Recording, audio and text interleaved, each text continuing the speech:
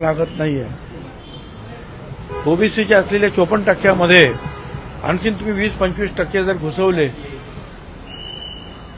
आणि ते पण बलदंड, जे शाहू महाराजांनी सांगितलं होतं आरक्षण देताना, जेव्हा त्यांना विचारण्यात आलं तेव्हा त्यांनी सांगितलं की या तुम्हाला दाखवतो, आणि त्यांनी मग मध्ये जो आहे ज्याला काही चंदी म्हणतात ती ठेवली, म्हणजे घोड्यांचं खाणं, आणि सांगितलं की आता एका पागेतले जे आहेत दुबळे घोडे त्यांना सोडलं तर ते खायला लागले.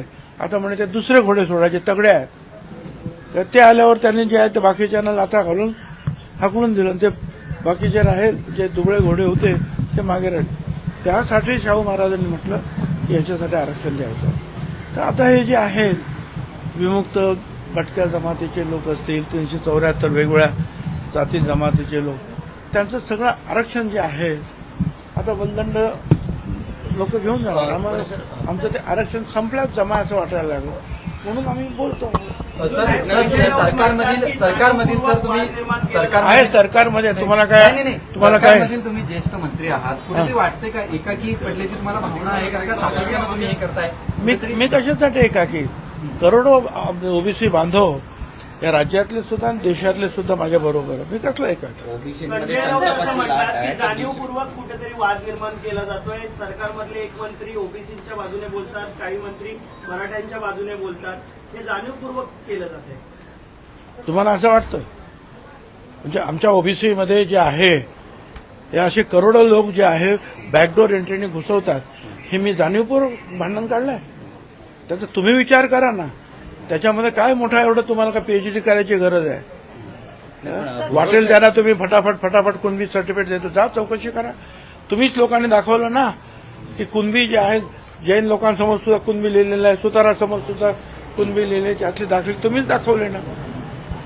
आता हे सगळे जे आहेत आणि जे आता जे सर्वेक्षण चालले ते पण तुम्ही दाखवले की चांगलं घर असलं तरी झोपडी आहे दाखवा, नोकरी असली तरी नाही म्हणून सांगा, शिक्षण असलं तरी नाही शिकलो म्हणून सांगा, घरासमोर गाडी ट्रॅक्टर उभे असले तरी सांगा की नाही आम्ही मोलमजुरी करतो. हे चाललंय ना सगळीकडे, हे तुम्हीच सांगताय.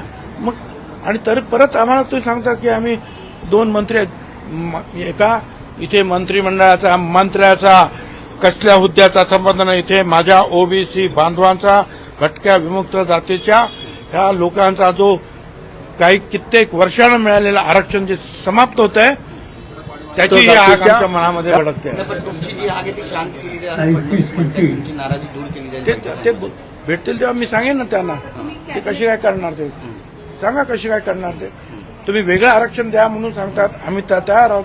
द्या ना त्यांना वेगळं आरक्षण. मग कशाला घुसवतात सगळेचे सगळे मराठा? त्यांनी सांगितलं मराठा समाजाला ओबीसीतूनच आरक्षण घेणार आणि त्याप्रमाणे ते घ्यायला सुरुवात झाली. मग ते थांबवा. ते पण भुजबळ साहेब, तुम्ही सरकारमध्ये राहूनच हा लढा देणार आहात की सरकारमधून बाहेर पडणार, असं पण ते त्यांनी ठरवावं ना. माझ्या पार्टीने ठरवावं, माझ्या सरकार मुख्यमंत्र्यांनी ठरवावं. मला त्याची काही चिंता नाही. आणि मला ओबीसीच्या प्रश्नाचं जे आहे दुःख आणि संताप आहे, त्याच्यापुढे कुठल्याही पदाची अभिलाषा नाही. आणखीन काय सांगू? त्याला जाऊन सांगा तुम्ही यांना काढा म्हणून. जा ना, सांगा.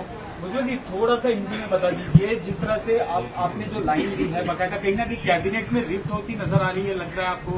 मैं कैबिनेट में रिफ्ट है कि मुझे मालूम नहीं, मगर मैं ओबीसी का काम जो है गए 35 साल से कर रहा हूं. सिर्फ राज्य में नहीं, महाराष्ट्र में नहीं, पूरे सारे देश में कर रहा हूं. और मैं ओबीसी का जो है ये लड़ाई जो है ये लड़के रहूंगा. क्योंकि ओबीसी में जो है कल यहाँ मराठा में जो है आपने घुसाया ओबीसी में, कल पटेल समाज को जो है गुजरात में घुसाएंगे, फिर जाट जो है वो भी सीधे सीधे ओबीसी में आ सकते हैं, गुजर भी सीधे सीधे ओबीसी में आ जाए. आंध्र के कापूस, जो बड़े बड़े जो समाज है, तगड़े समाज है, तो सारे देश में जो है इसी रास्ते चलकर जो है ओबीसी में आएंगे. फिर क्या करेंगे? सर, आपने आह्वान किया है कि सब एक साथ आके ओबीसी के 1 फरवरी को मोर्चा निकाले, क्या है उसके बारे में? करेंगे ना. देखिए भाई, लोकशाही तंत्र में जो जो अपेक्षित है वो लड़ाई हम के रास्ते में है, हाई कोर्ट में है, जगह जगह जो भी रास्ता जो लोकशाही में जो है द्वारा जो हमको अपेक्षित है हम कर सकें सर करेंगे। ओबीसी का हक मारा जा रहा है, आपको लग रहा है अगर बिल्कुल मारा जा रहा है, ओबीसी को खत्म किया जा रहा है। किसके द्वारा खत्म किए जा रहे हैं सर? हाँ? आप सरकार में हैं, कैबिनेट हैं आप, और आप बोल रहे हैं कि खत्म किया जा रहा है, तो किसके जरिए खत्म किया जा रहा है? कौन सा? ये जो है मराठा समाज को जो 4 आयोग ने कहा कि ये पिछड़े नहीं हैं, सुप्रीम कोर्ट ने कहा ये पिछड़े नहीं हैं, उनको बैकडोर एंट्री से सारे लोगों को जो घुसाया जा रहा है ओबीसी में, इससे ओबीसी का आरक्षण मारा जा रहा है। सर हा लढा पुढे धन्यवाद। Thank you sir.